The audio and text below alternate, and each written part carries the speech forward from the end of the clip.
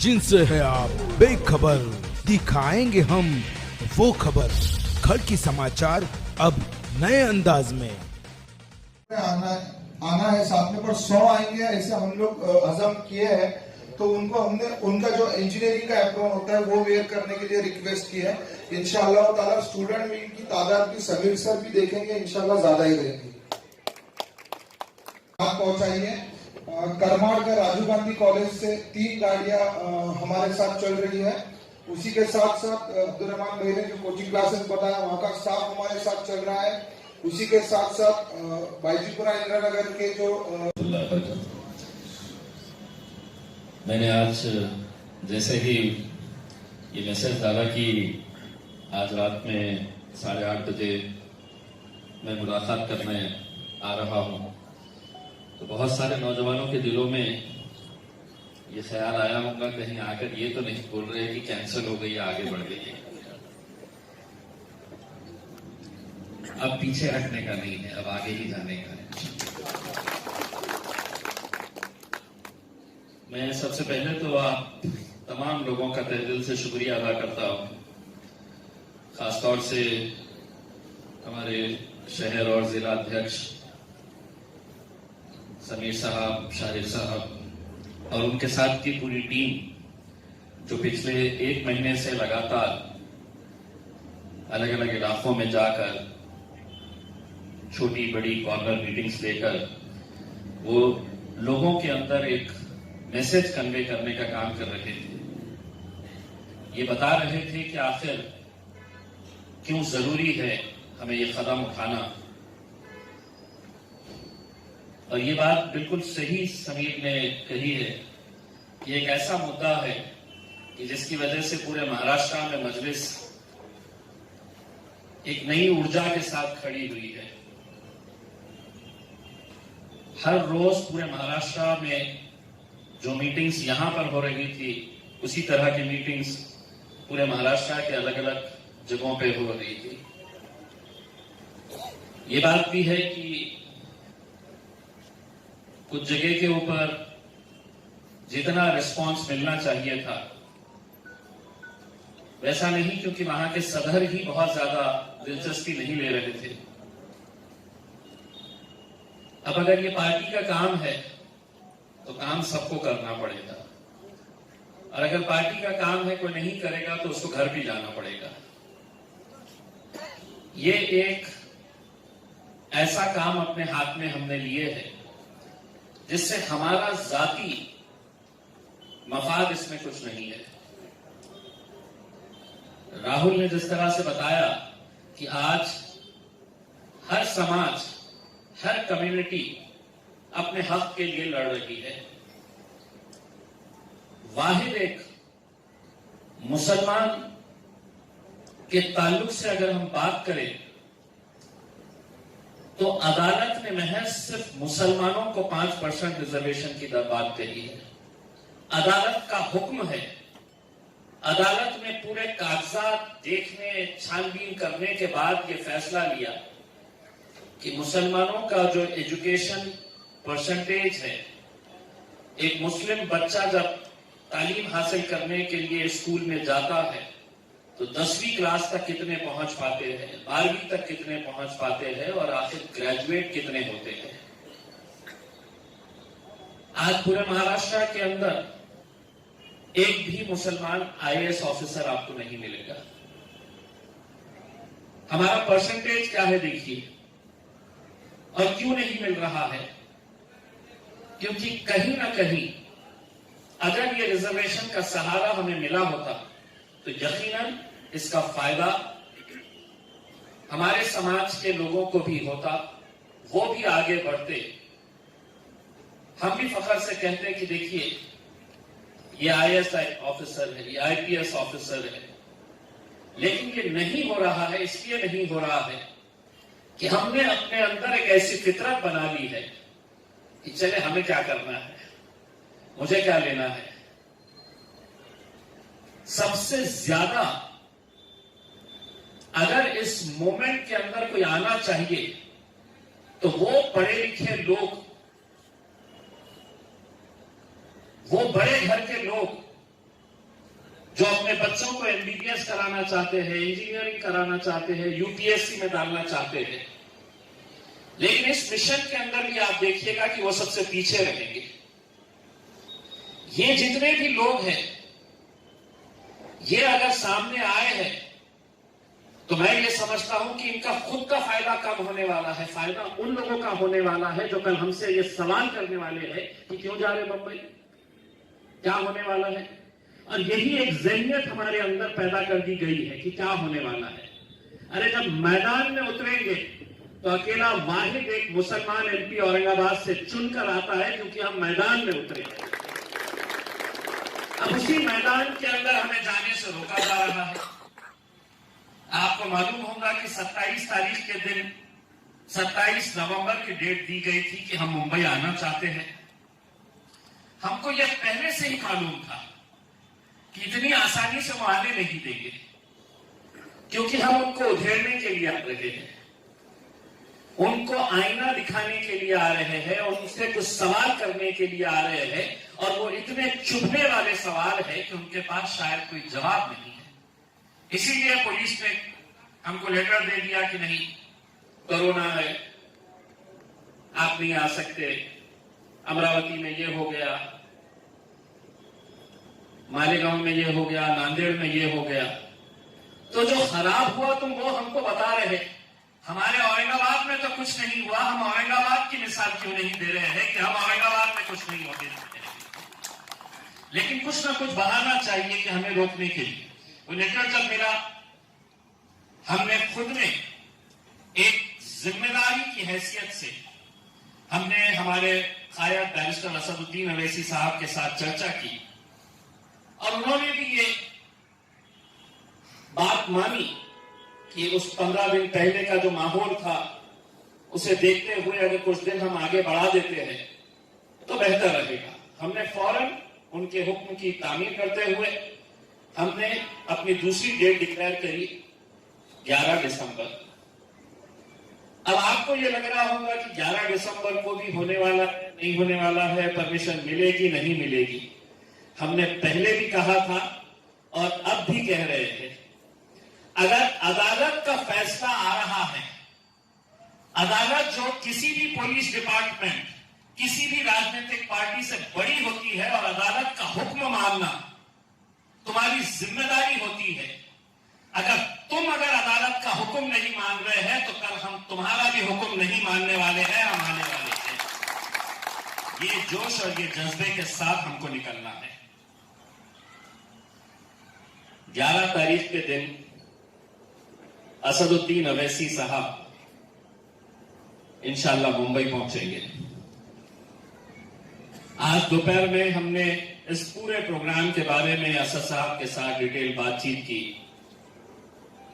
और ये तय हुआ कि आज हम औरंगाबाद जाके जो भी तैयारियां हैं, आप लोगों ने, हमारे जितने आप लोग जिम्मेदार लोग हैं हमारे, चाहे वो तालुका के प्रेसिडेंट्स हो, स्टूडेंट विंग हो, हमारे कॉर्पोरेटर्स हो, जितने भी लोग हैं, अपने तौर के ऊपर एक मूवमेंट उन्होंने चलाया है और अल्हम्दुलिल्लाह ये कामयाब हुआ है। अब 11 तारीख के दिन कब निकलना है, कैसे निकलना है, कौन से रूट से निकलना है, ये हमको तय करना है। अब ये तय हुआ है कि 9 तारीख के दिन, परसों के दिन, हम लोग जितनी गाड़ियां जाने वाली है उन सबको एक नंबर अलॉट करेंगे, क्योंकि सुनने के लिए तो मुझे भी बहुत अच्छा लगा। मैं 200 ला लूंगा, मैं 150 ला लूंगा, मैं 50 ला लूंगा, मैं सबका हिसाब रखने वाला हूं, कौन कितने लाने वाला।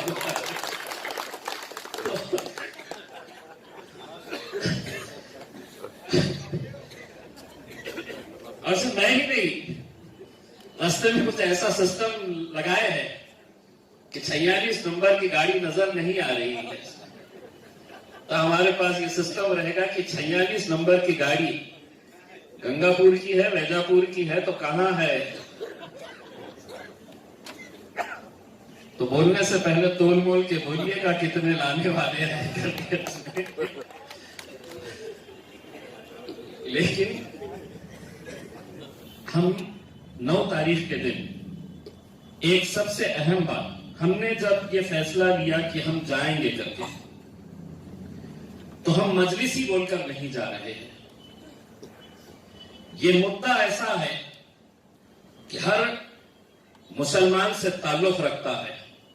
वो मुसलमान चाहे कांग्रेस पार्टी में हो, राष्ट्रवादी में हो, समाजवादी पार्टी में हो, या अब तो शिवसेना में भी है, हर एक से ताल्लुक रखता है।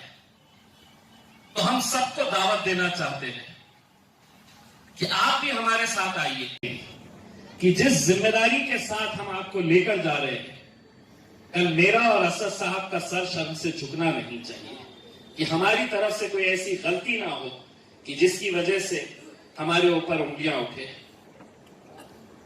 वहां जाने के बाद जो भी प्रोग्राम रहेगा, जैसा भी प्रोग्राम रहेगा, ये हम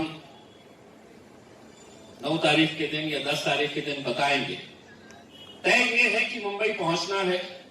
अब हम आपको बांद्रा लेके जाएंगे या माहिम लेके जाएंगे या भिवंडी लेके जाएंगे, क्योंकि हो ये रहा है कि हम जब बोल रहे हैं कि हम इस इलाके के अंदर आने वाले हैं, यहां पर हमारी सभा, तो पूरे कांग्रेस और राष्ट्रवादी के नेता वहां पर जाके हमारे 3 ऐसे वेन्यूज जो है वो कैंसिल करने लगाए उन्होंने। वहां पे उनके नेता जाके वहां पर बैठे और बैठकर ये ऐलान किए, वहां पे उसको बताया गया कि अगर तुमने इसका दिए तो हम तुम्हारा पूरा निकालेंगे करके। तो वहां के जितने भी ओपन ग्राउंड्स है या हॉल्स है, सबको है तो ये डराया धमकाया जा रहा है कि तुमने इस प्रोग्राम के लिए जगह नहीं देना है करके। अब वो कितने होशियार है, उनको 11 तारीख को समझ में आएगा कि हम कहां जाने वाले हैं करके, और हम कितने होशियार हैं उनका उसका भी एहसास हो जाएगा।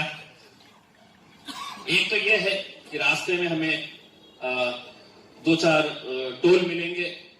हम गवर्नमेंट को हम ये रिक्वेस्ट कर रहे हैं कि जिस गाड़ी के ऊपर तिरंगा रहेगा उसको टोल नहीं देना है।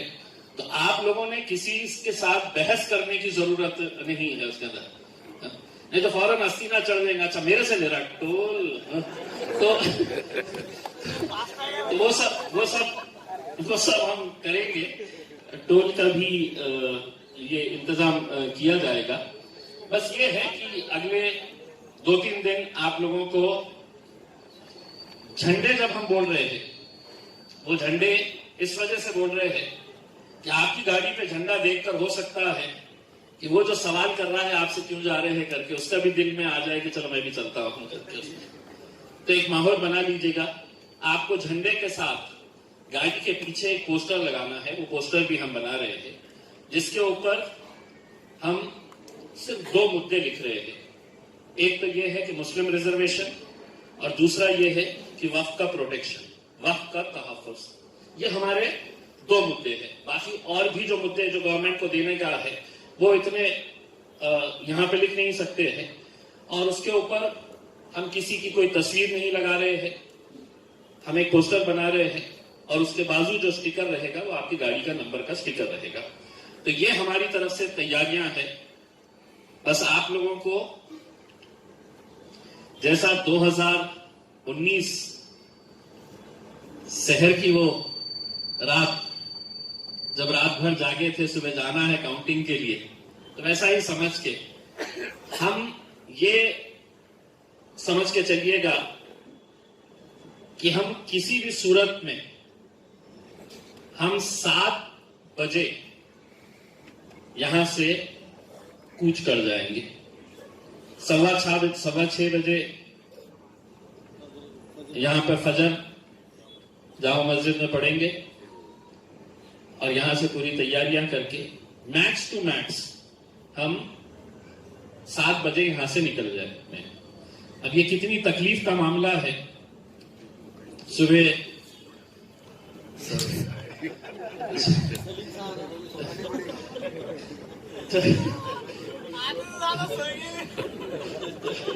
आप गाड़ी में सो जाना भाई, लेकिन चलना तो ये है कोशिश ये रहेगी कि एक तो अगर बड़े गाड़ियों की अगर जरूरत रहती है, अगर कोई बच्चे रह जाते हैं जिनकी ख्वाहिश है कि मुझे आना है लेकिन उनके लिए गाड़ी नहीं है, तो एक 2-4 गाड़ियों का वैसा भी इंतजाम किया जाए जिसके अंदर बड़ी गाड़ियों को भी रख के जो बच्चे गाड़ी के अंदर एडजस्ट नहीं होते हैं वो इंशाल्लाह उनको दूसरी बड़ी गाड़ियों के अंदर भी एडजस्ट करने के लिए इंशाल्लाह कोशिश करेंगे। बस मेरा आप लोगों से इतना ही इल्तिजा है कि हो सकता है कि अलग अलग तरह के बयान आए किसी से कि हम ये करेंगे हम वो करेंगे, तो आप ये समझ लेना कि हम मुंबई आज जाने वाले हैं। बस आप लोगों से यही उम्मीद है कि इंशाल्लाह इस मुहिम को कामयाब बनाइएगा, क्योंकि अब रिजर्वेशन का जो मामला है, वक्फ बोर्ड का जो मामला है, हमारे वक्फ की जमीनों के तहफ़्फ़ुज़ का जो मामला है, उसे देखते हुए अगर इसकी लड़ाई अगर नहीं लड़ेंगे तो शायद आगे कौन लड़ेगा मुझे पता नहीं है। लेकिन अल्हम्दुलिल्लाह आज अल्लाह ने ये मौका दिया है कि चलिए, लोग कहेंगे कि साहब ये मजलिस का प्रोग्राम है। अब मजलिस करेगी क्या कि मजलिस पूरे महाराष्ट्र में अगर एक ही मुसलमान एमपी चुनकर आया है तो आपको हमारे साथ ही चलना है। अगर आपके चुन के आए होते तो हम कार्यकर्ता बन के आपके पीछे आए होते उसमें। लेकिन अब ये सबको साथ में लेकर चलना है। मैं अपनी बात यही खत्म करता हूं और मुख्तसर से आप सभी लोगों से, खासतौर से हमारे जो सीनियर मेंबर्स है, कॉर्पोरेटर्स है, या आप में से जो भी इसको और बेहतर बनाने के लिए, अच्छा करने के लिए जो भी अपनी राय मशवरा देना चाहता है वो दे दीजिएगा। बहुत बहुत शुक्रिया। वाफिर एक मर्तबा एक कौम के काम के लिए निकले, ये भूल जाए कि हम किस पार्टी के अंदर है, किस संगठन के साथ जुड़े हैं। इलेक्शन आएगा, अपने गले में आपको जिसका मफलर डालना है, जिसका झंडा पकड़ना है आप पकड़िए, लेकिन एक मर्तबा कौम के लिए बाहर निकलिए। हमने ये तय किया है कि हमारे किसी भी गाड़ी के ऊपर हमारी पार्टी का झंडा नहीं रहेगा। 75 साल हो गए मुल्क को आजाद हुए, पूरे देश में अमृत महोत्सव मनाया जा रहा है। हम भी उस दिन देश की आजादी का अमृत महोत्सव मनाने के लिए हर गाड़ी के ऊपर तिरंगा लहराते हुए मुंबई में दाखिल होंगे। 9 तारीख के दिन से आप लोगों को झंडे दे दिए जाएंगे। 9 तारीख से आपको अपने गाड़ियों के ऊपर झंडे लगा देना है। आपको झंडा भी दिया जाएगा, डंडा भी दिया जाएगा और उसको बांधने के लिए रस्सी नहीं तार भी दिया जाएगा। सब दिया जाएगा, आप बेफिक्र रहिएगा, सब दिया जाएगा और सब पे नजर भी रखी जाएगी उसके।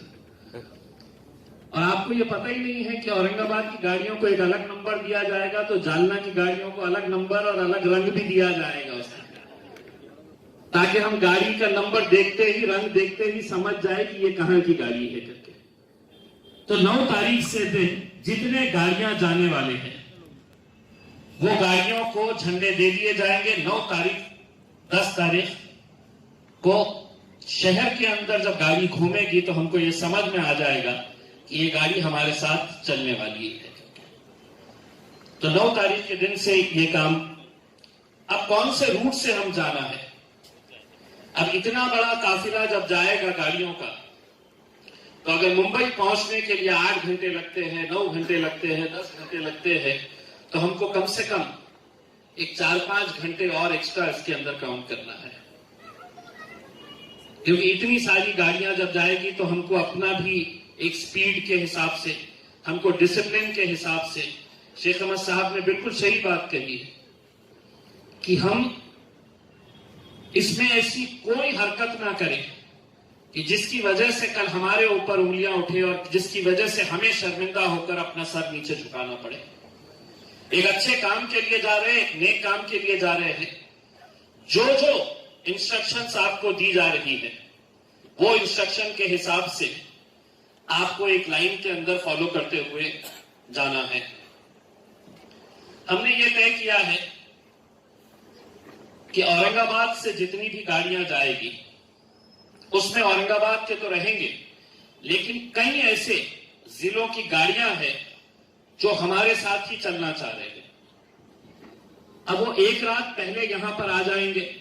जितने भी बाहर की गाड़ियां हैं वो सभी गाड़ियों को हम आमखास मैदान के अंदर पार्क करवा देंगे। रात में उनके रहने का इंतजाम हमारे महाराष्ट्र के वर्किंग प्रेसिडेंट जनाब गफ्फार खादरी साहब ने कहा है कि उनके जितने स्कूल्स है उसका इस्तेमाल कर ले, तो बाहर के जितने भी लोग आएंगे उनको इंशाल्लाह हम मौलाना आजाद स्कूल के अंदर रखेंगे। उनके रात के खाने का इंतजाम वहीं पे किया जाएगा, उनके सोने का इंतजाम वहीं पे किया जाएगा। दूसरे दिन सभी फजर की नमाज पढ़ेंगे और हम सब जितनी गाड़ियां हैं सब आम खास मैदान के अंदर एक सिस्टम के तहत उसको है तो पहले पार्क किया जाएगा और पार्किंग के हिसाब से फिर आपको गाड़ियां निकाल के हम वाया पुणे जाना चाह रहे हैं। यहां से क्योंकि नासिक धुलिया से जितनी गाड़ियां आ रही है वो गाड़ियां जो यवतमाल, अकोला, अमरावती की भी जो गाड़ियां आ रही है वो उन्हीं की तरफ से आ रही है। तो एक काफिला उनका वहां से निकलेगा और हम लोग वाया पूना से होते हुए जाएंगे। सुबह का नाश्ता आपको अपने घर से करके आना है।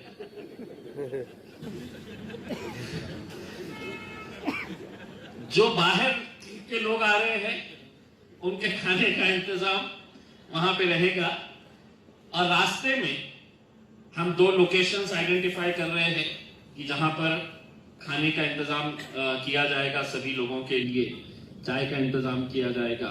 ये इसके लिए जो कमेटी है वो उसके ऊपर काम कर रही है। तो हम वहां से निकल के जाएंगे। जैसा समीर ने एक बात बताया है कि गाड़ियों में मैकेनिक होना भी जरूरी है, तो हम साथ में कुछ मैकेनिक्स को भी ले। ऐसा नहीं है कि समीर ने ले लिया है मैकेनिक्स, अपने पास के भी कोई जान पहचान वाले जितने भी है, जैसा पंक्चर का एक बहुत अच्छा मुद्दा उठाया है। हमारा ये है कि खुदा न करे किसी की एक गाड़ी रास्ते में खराब हो जाए तो हम उसको वहां पर अकेले छोड़कर जाना नहीं चाहेंगे, हम उसको साथ ले जाना चाहेंगे। और साथ लेके जाने का मतलब यह है कि हम जो भी उसकी गाड़ी अगर पंक्चर हुई है, उसकी गाड़ी अगर खराब हुई है तो फौरन उसके ऊपर काम करके, ताकि उसको ये ना लगे कि मैं तो इतने उससे आया हूं, तो किसी न किसी वजह से अगर रुक गया है तो फौरन उसकी गाड़ी के ऊपर जो भी अटेंड किया जा सकता है। लेकिन शेख अहमद साहब की बात से मैं सहमत हूं कि कोई गाड़ी एक दूसरे को ओवरटेक नहीं करेगी। हो सकता है कि आपकी बहुत बड़ी गाड़ी है और आपके आगे कोई मारुति चल रही है या कोई एक छोटी गाड़ी चल रही है, आपका ये नहीं होना चाहिए कि मैं इसको पीछे छोड़ के मैं आगे निकल जाता हूं करके। ये चीज का ख्याल रखा जाएगा। झंडे जितने भी है वो झंडे हर एक को सेम साइज के झंडे दिए जाएंगे। कुछ झंडे जो है वो बड़े साइज के बनाए जाएंगे ताकि कन्नड़ का तालुका अध्यक्ष कौन सी गाड़ी के अंदर बैठा है वो हम इस बात से अंदाजा लगाएंगे कि जिसके गाड़ी के ऊपर बड़ा झंडा लगा हुआ है वो उस इलाके का जिम्मेदार है। शारिया साहब के ऊपर, समीर साहब के ऊपर जो झंडे रहेंगे, हमको एक आइडिया रहेगी कि ये उस इलाके का जिम्मेदार है करके।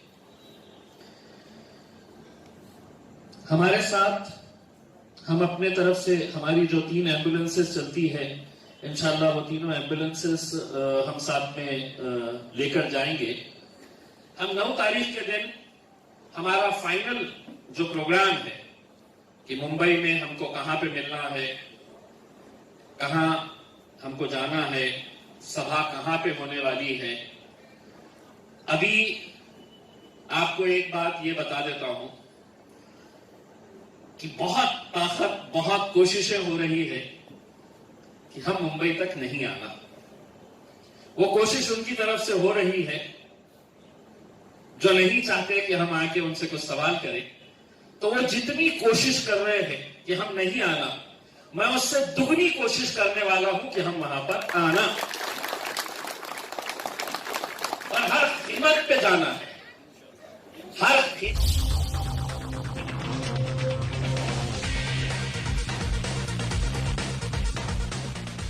जिनसे है आप बेखबर, दिखाएंगे हम वो खबर। खड़ की समाचार अब नए अंदाज में।